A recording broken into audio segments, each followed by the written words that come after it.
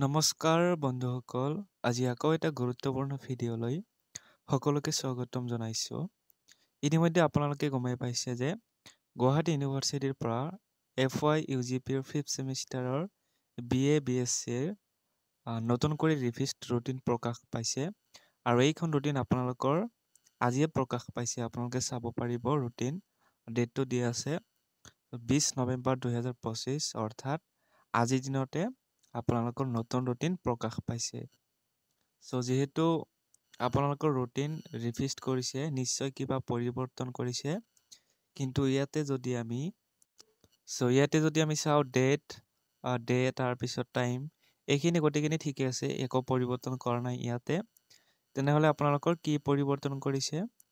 আপোনালোকে চাব ইয়াতে আপোনালোকৰ যিবিলাক লিখা আছে যে মেজৰ 8, মেজৰ 9, মেজৰ 10। এই মেজৰ 8, 9, 10 কোনবিলাক পেপাৰক আচলতে কোৱা হৈছে? ইয়াৰ আগতে যিখন ৰুটিন আছিলে, এইখন ৰুটিন আপোনালোকৰ আছিলে। ইয়াতে ডেট টাইম ঠিকে আছে সকলোখিনি।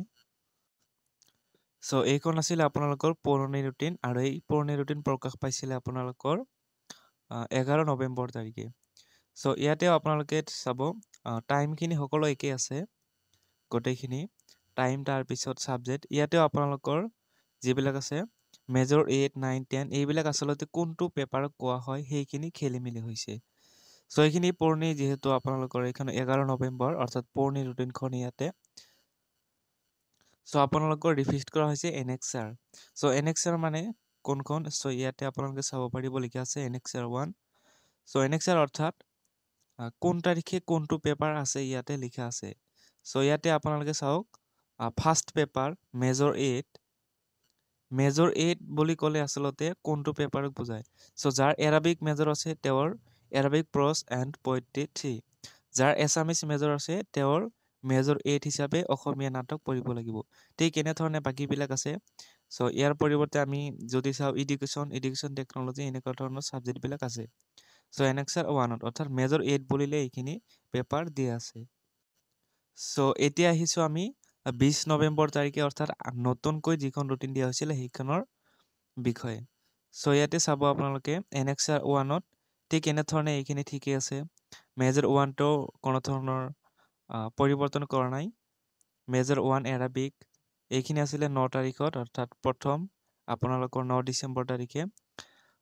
আৰু মেজৰ 8 ফাৰ্ষ্ট পেপাৰটো ঠিকে আছে। তাৰপিছতে ছেকেণ্ড বেংগলীত আপোনালোকৰ ঠিকে আছে। এছামিছত অসমীয়া নাটক এইটোও ঠিকে আছে। এডুকেশ্যন টেকন'লজি এইটোও ঠিকে আছে। তেনেহ'লে এইবিলাক আপোনালোকৰ ৰিভিজড চাব, এনেক্সাৰ 1 ৰিভিজড বুলি লিখা আছে, মানে পৰিৱৰ্তন কৰা হৈছে। গোটেইখিনি পৰিৱৰ্তন কৰা হোৱা নাই। এইবিলাক ছাবজেক্ট গোটেই পৰিৱৰ্তন কৰা হোৱা নাই।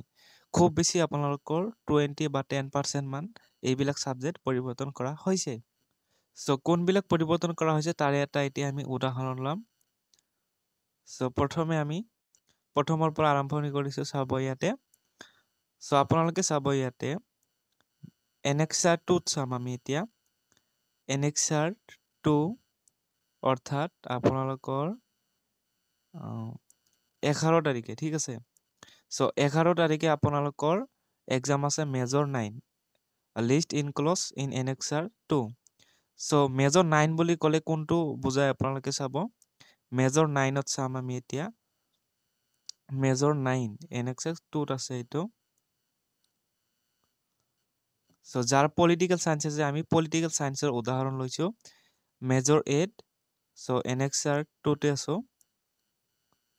এনেক্সাৰ 2 আছে, চাব আপোনালোকে ৰিভিজ কৰা হৈছে। প্ৰথমে আমি চাওঁ এতিয়া যে পলিটিকেল চায়েন্সত মেজৰ যিসকলৰ আছে তেওঁলোকে পঢ়িব লাগিব কোনটো?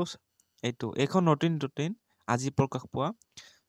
আপোনালোকৰ 9 তাৰিখে অৰ্থাৎ 9 ডিচেম্বৰ তাৰিখে 2025 চনৰ 9 ডিচেম্বৰ তাৰিখে পলিটিকেল চায়েন্স যাৰ মেজৰ আছে তেওঁ পৰীক্ষাটো যিটো পেপাৰ দিব লাগিব সেইটো হৈছে ইণ্ডিয়ান পলিটিকেল থ্ৰত।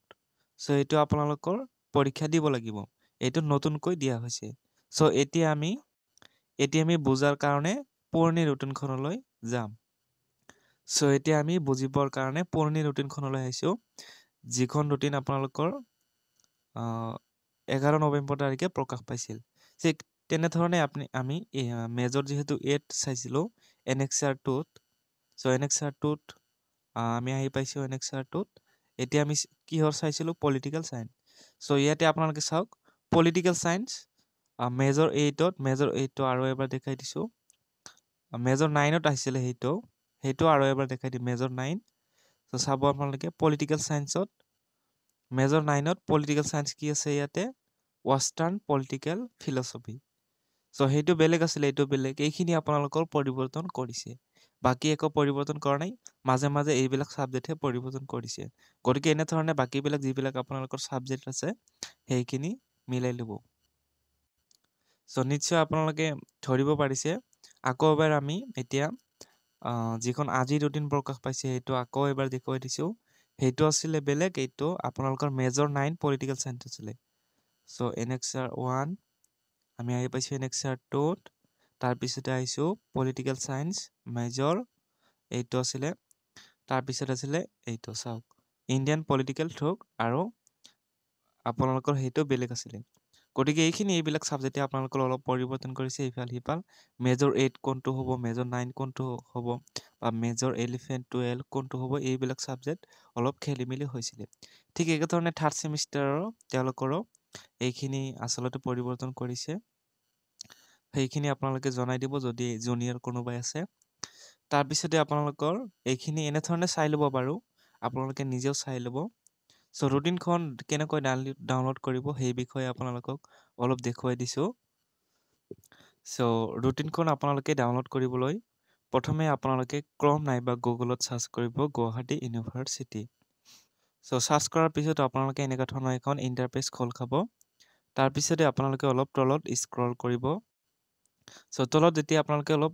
স্ক্ৰল কৰিব তেতিয়া আপোনালোকে দেখা পাব এনেকা ধৰণৰ কিছুমান অপচন আহিছে সো ইয়াতে আপোনালোকে প্ৰথম যেটো আছে নটিফিকেশন ফৰ কলেজ ইয়াতে ক্লিক কৰিব সো ক্লিক কৰাৰ পিছতে আপোনালোকে এনেকা ধৰণৰ এটা ইন্টাৰফেস খোল খাব সো ইন্টাৰফেস খোল খোৱাৰ নটিফিকেশন বিলাক ইয়াতে থাকে সো তাৰ পিছতে অলপ তলত টানিব এইফালে যেতিয়ালৈকে আপোনালোকে 5th সেমিষ্টাৰ ৰুটিন নাপায় সো দুটা বা তিনিটা আপোনালোকে এনেকা ধৰণৰ এইবিলাক স্ক্ৰল কৰিব সো দুটা বা তিনিটা স্ক্ৰল কৰাৰ পিছতে আপোনালোকে এনেকা ধৰণৰ ইন্টাৰফেস দেখা পাব সো তাৰ পিছতে আপোনালোকে ইয়াতে চাব 20 তাৰিখ ডেট সকলো দিয়া থাকিব revised programme of 4 year undergraduation programme 5th semester BA BSc BCom regular examination 2025 5 4 batches 2023 so এইটো আপোনালোকে হৰু যেটো এটা দেখা পাইছে